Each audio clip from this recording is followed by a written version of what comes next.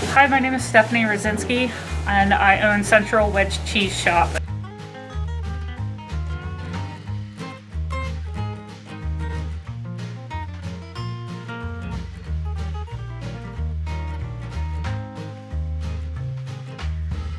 I grew up as a 4-H and FFA member with raising livestock, and I had a bunch of friends that had dairy cows. I found out that I really like cows better, and I've always worked with food because of the bakery. Growing up in the bakery, I've always had family members that were farmers, so I was around it all the time and grew to have a pretty strong appreciation for dairy products.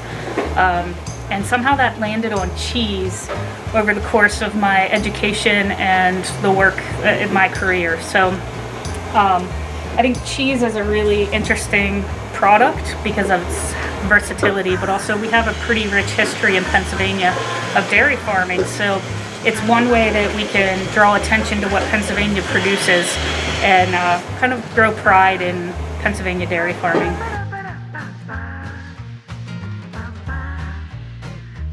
There isn't one in Carlisle, so that is why I want to open my own cheese shop. I was in Dublin a couple years ago. I traveled around Ireland, and they have such passion for their dairy products. And I was walking down an alley in Galway and stumbled across a pretty famous cheese shop, but it didn't look like that to me at the time. And I went in and I was like, oh my word, there's a place where you can go where it's just cheese. And that was the best thing ever. So I was working in the dairy industry at the time in marketing, and so that kind of came to an end, and I was like, I want to start my own business. And it took me a while to land back on the cheese thing, but it's a way that I can use my education, but also something that I have a great deal of pride in and an interest in. So knowing that it's kind of hard to find Pennsylvania cheeses in one location, really anywhere in the state of Pennsylvania. I mean, you can go to, we know that Wegmans has a really nice cheese case, but they don't have a whole lot of Pennsylvania cheeses. Giant's working with more cheesemakers in Pennsylvania, and that's great. But to find a place that's dedicated solely to Pennsylvania cheese is really hard. So I'm just working on building relationships with cheesemakers to learn what they're making, what time of year they're making it, what I can get from them, what customers are interested in. And that way, that here in Pennsylvania, in Carlisle, we can have a place where we can go get local cheeses.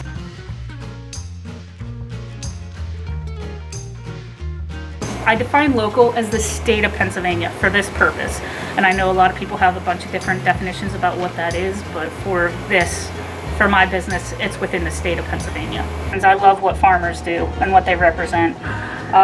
There's a connection to the land, and they have a responsibility not just to care for the land, but also feed people. And that being able to help them get their product to market is really important to me. But also, people in general should have confidence that they have a food supply that's being produced close to them. And if we are struggling to support the farmers and get their product to market, then we lose that security. So it's not just about feeding people and sharing what I'm interested in, it's about supporting agriculture and people's interest in health and food and nutrition moving forward. And so helping to build that industry and being one small part of it. I mean, I'd love to help in bigger ways, but this is how I can do it every day.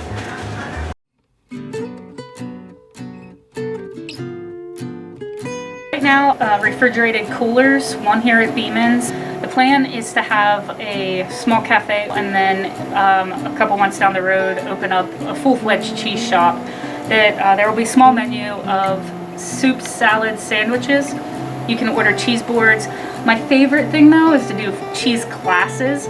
So that's available now. I call it my Intro to Pennsylvania Cheese class.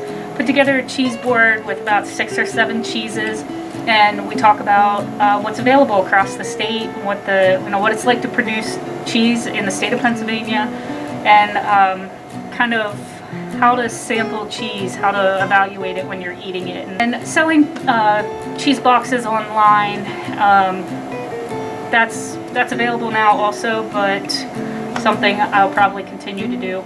Down the road, I would just like to be a place that's more of a specialty food shop than just cheese. So the plan is to sell Pennsylvania made and branded products, so that things like locally milled flour, jams, jellies, mustards.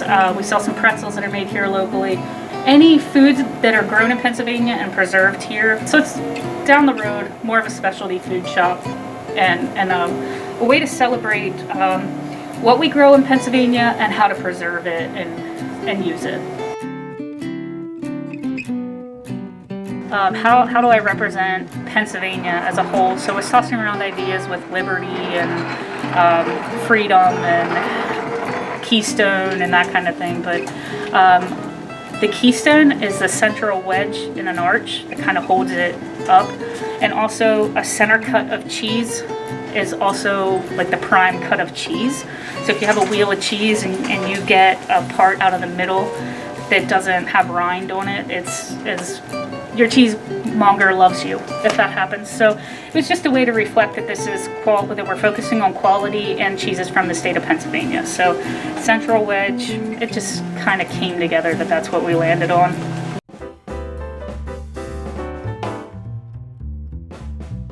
Today we're going to make some stovetop mac and cheese, really creamy with a little bit of a science trick in the middle.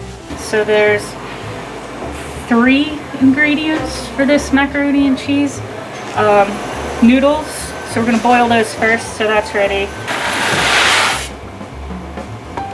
Milk, you can use water too, but like milk adds a little more nutrition and just sort of nicer, I think, mouthfeel and taste whenever you eat it. So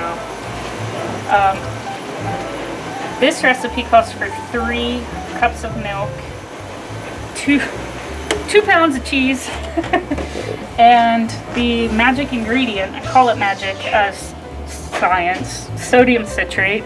We'll put that into the milk, and then when we add the cheese to it, no matter what kind of cheese you use for this recipe, the sodium citrate helps it emulsify and bind together. So that's why we're going to use that.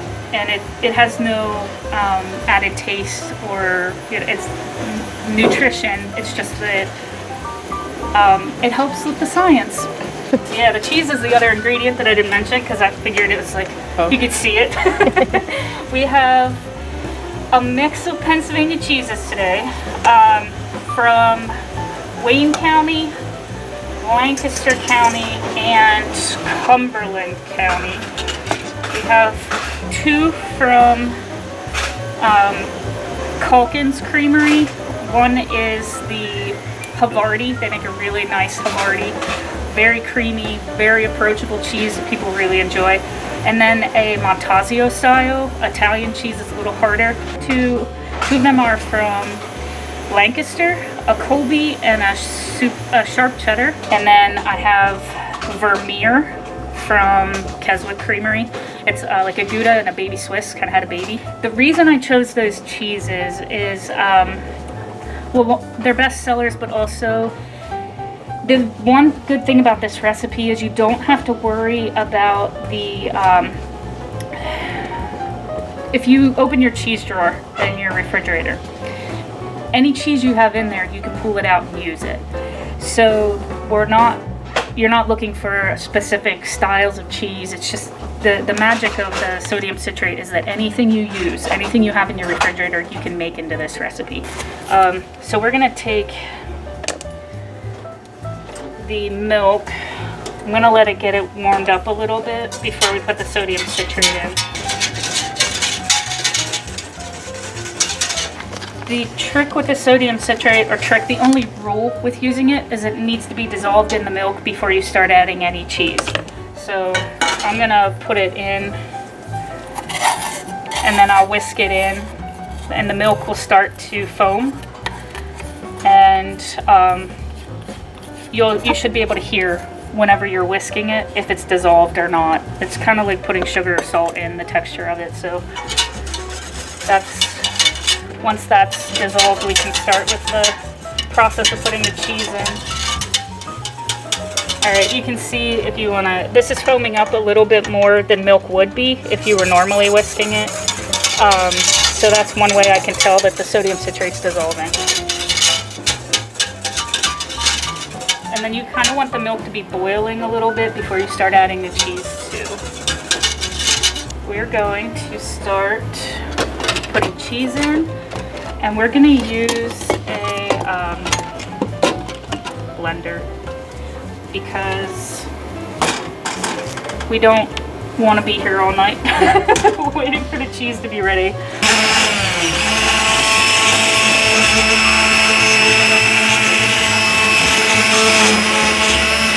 You can see in here it starts to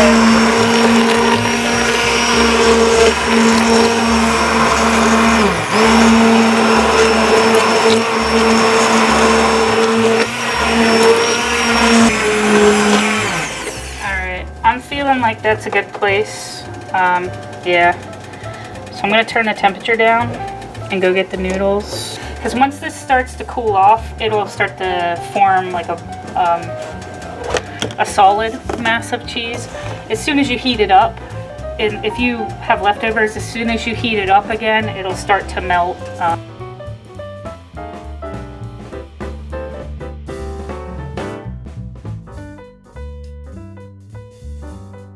No.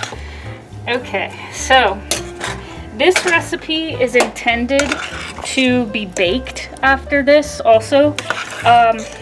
Sure, I guess if you want to wait longer, but this is really good just like this too. One thing you can do with macaroni and cheese, it's because it's versatility. You can eat it just like this, or you can add spices to it.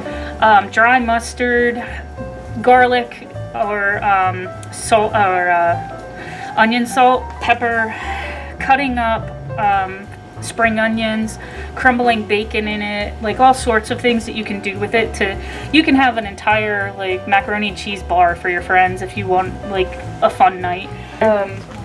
Because we're pulling cheeses from across the state of Pennsylvania, I call this the Taste of Pennsylvania cheese, because it's when you have creameries that are producing their own milk and making the cheese on the farms called farmstead cheeses, you get a flavor of that area. And the French, I think, call it terroir. A better way of saying it is taste of place. So when you get cheeses from across the state, you kind of get a cross section of what all the milk in Pennsylvania or cheese would taste like. I mean, you're really tasting everything that happens on the farm and everything that happened to this cheese when it was being made. So it's, everybody who has tasted it tells me they love it. So we're going to call it Taste of Pennsylvania, because you can't get more accurate than that.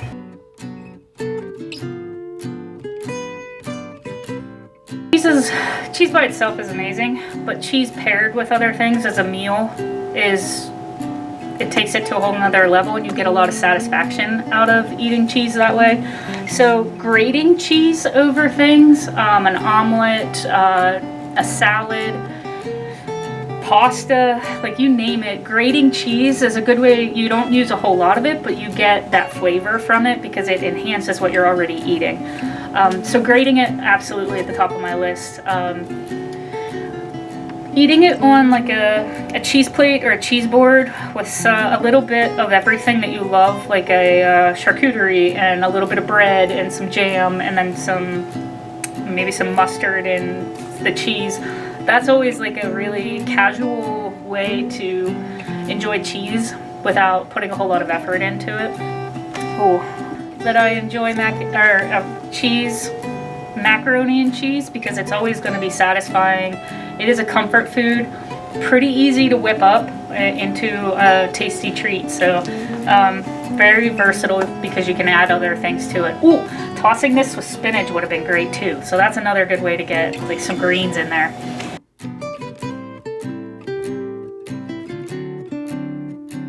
We have a website, centralwedge.com. We're on Facebook and Instagram, so you can follow us there. I'm not super active because I'm eating cheese a lot and not there. But yeah, you can contact us through the website, centralwedge.com. And if you're looking for a cheese or you have a question, feel free to reach out, give me a call, email me.